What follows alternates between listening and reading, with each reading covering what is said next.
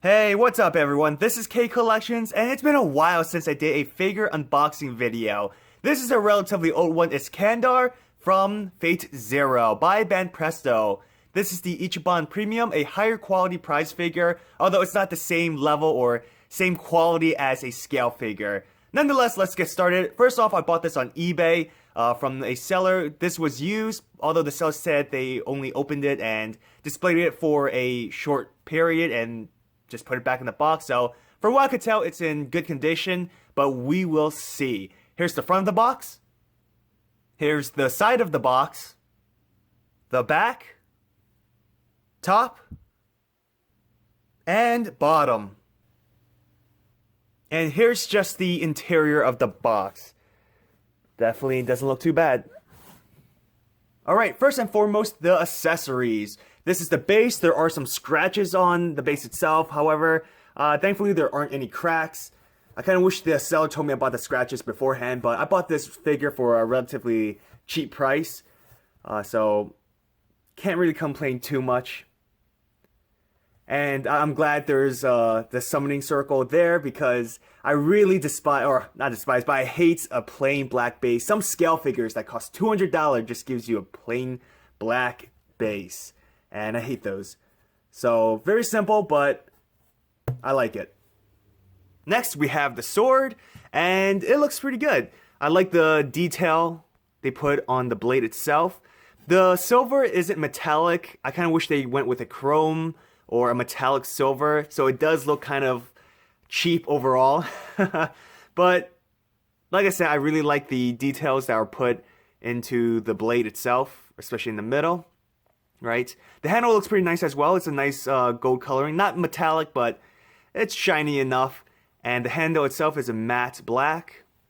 They also give you two support stands. One is for the cape, and the other is for the hand. There aren't any instructions, but it's relatively simple. You just attach these onto the base itself. If you do have this figure, or if you do find this figure, feel free to look online for images to see how to put everything together, basically. And last but not least, here is the cape. I actually really like how they painted the cape, right? I love these shadings all around. Looks great. The interior, I also appreciate they put some shadings on the inside of the cape as well, because normally the figure will be blocking it, but you know, that extra detail, I give it a plus, especially for a prize figure. But again, the shading looks so nice. I especially love the, you know, the folds and the wrinkles all along the cape as well. So, really great. The painting, towards the end right here, it's great actually. There aren't any paint bleeds, surprisingly. I saw some scale figures with paint bleeds that just looks awful. There are some, I guess, sculpting issues. It just doesn't look as smooth. You guys can see it from the bottom part right here. Actually, there's a slight paint bleed, but it's okay. Let me try to focus the camera. More so on the top part right there. It's not bad though. I've seen worse. I actually give this a thumbs up. Again, this is just a prize figure. I also love the sculpted detail, the fur on the end. Yeah, and here's the top part. And the gold isn't metallic, but again, it's shiny enough. I kind of prefer a more metallic gold, so it stands out a bit more, but I could live with this. And here's the figure itself. You're not crazy. The proportions does look a bit weird. To me, I don't know if you can tell on camera, but he has a small head, or he's just that muscular, either or. Let's take a look at his head first. You can detach it. That's where you put the cape on and, you know, put the head back on top. But for the head sculpt, it looks really good. It looks a bit awkward, but good nonetheless. Love the hair sculpt. You can see individual strands sculpted onto the hair. So that's great. Of course, you gotta mention that awesome beard of his.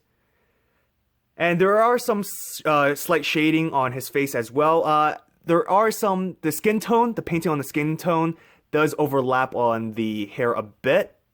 It's not too bad though, especially for a prize figure. This is actually great. I love the paintwork for the eyes. Let me focus the camera real quick. If I can. There you go. Love the paintwork for the eyes. That's scale figure quality right there. And, sculpt work for the mouth. Perfect. Overall, really satisfied. Looks great. Put his head back on. Now for the body. Alright, so again, this isn't metallic gold, although it looks okay. I prefer something a bit more shiny. But the fur, it's a softer piece of plastic, so that's great. They also put some shading on the arms and shoulders. Alright, great sculpt work on, the armor, the muscles. And here's the lower half. Great sculpt work on the shoes, everything. And here's the back portion. Again, I love the shading. Honestly, for a price figure, they could have slacked off a bit, but no, they didn't whatsoever. Although, one thing, let me just double check. Yeah, one thing, in terms of sculpt work, you do see the seam line. You clearly see that they glued the arm onto the body with this line right here, right? You could clearly tell it's a separate piece, especially it's more noticeable on the back, right? You see this, I wish you kind of hit that better, but then again, there's no armor covering it, so I can understand. And I also love the folds on the bottom portion of the figure, on his clothing. So overall, it looks great. I'm gonna put the cape on and we'll see how he looks overall. So here's the figure with everything put together. You will notice he's not holding a sword, and that's because I broke it, which leads me to my biggest complaint. The pegs that are attached to his feet, it's awful. This figure is relatively heavy, especially with the cape, and I'm not gonna unattach this whole figure again because I don't want to go through the trouble, but essentially, be careful, because this figure can fall forward. Yeah, that's what happened for me, and it basically landed on the sword while the sword was in his hand and it snapped. But here's the sword. It's not that big of a problem, right? I would just put some glue here, super glue, and attach it. It should hide the glue relatively well, so I'm not too upset. I could definitely fix it with no problem. But for the remainder of this review, I'll just leave it like this. All right, so just be careful. It's a relatively heavy figure. So here's the support for the cape. That way the figure will not fall backwards, so that's a good thing. But like I said, it fell forward for me. Don't put this on top of, or don't put this on a high shelf. Put this towards the bottom. And yeah, so I'll be careful if this falls forward again. That's going to be awful. But we'll see. So, definitely looks great. I forgot to talk about the scabbard. Scabbard looks great. It's a matte black finish. And, of course, some gold paintings as well. And I do like that when you put the cape on, it does kind of hide the proportion issues. At least for me. And, yeah, overall, really satisfied. I wish, again, the peg, it's awful. So just be careful for yours. If you do ever, or if you can find this, it's relatively hard. You have to buy it on eBay or Amazon. And next we'll do some size comparison. And this is a side-by-side comparison with a 1/7 scale figure. This is Saber from Kotobukiya. As you can tell, Iskandar is more so a 1/8 scale figure, although when comparing to Emiya, which I'll put right here, and I'll just move Artori out of the way, Iskandar is supposed to be a huge dude, so it isn't exactly in scale, but it'll still look great with your other 1/8 scale figures. I'll just switch it back, just so you have a comparison.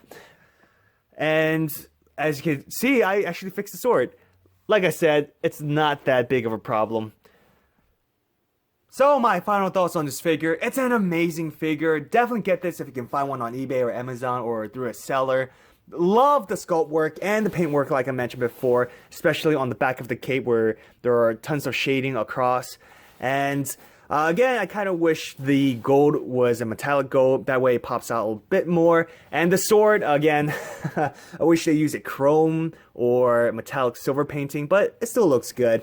My biggest complaint, I already said this before, but the pegs. I just hope it doesn't break over time because it is plastic, and, you know, we'll see though.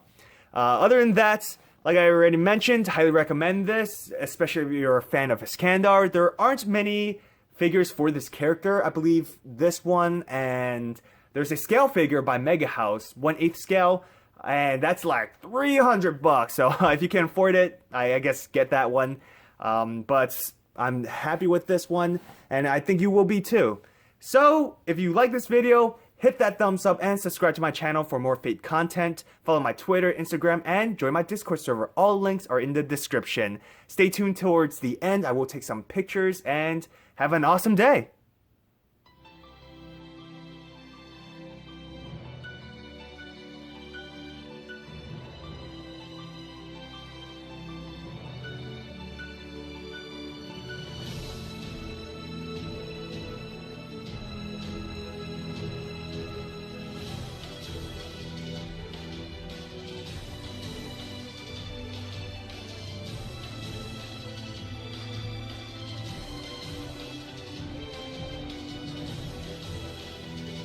As always, huge thanks to all my patrons for supporting me. If you want to support my channel, check out my Patreon. So, which male servants in the Fate franchise do you wish they created a figure of? For me, how can they not create a Gilgamesh statue yet? I know they made a Figma, but I don't collect those. I more so like scale figures. So, what? That's unbelievable. Gilgamesh is so popular. Why hasn't he gotten the statue treatment yet? But who's yours? Comment down below. I'd like to know. Have an awesome day, everyone.